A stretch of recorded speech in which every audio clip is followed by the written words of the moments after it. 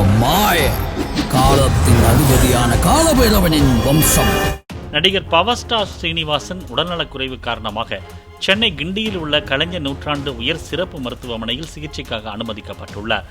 அவரை பரிசோதித்த மருத்துவர்கள் சிறுநீரகத்தில் கோளாறு ஏற்பட்டுள்ளதாகவும் 1 வார கால மருத்துவமனையிலேயே தங்கி பவர் ஸ்டார் ஸ்ரீனிவாசன் சிகிச்சை மேற்கொள்ள வேண்டும் எனவும் அறிவுறுத்தியுள்ளனர்.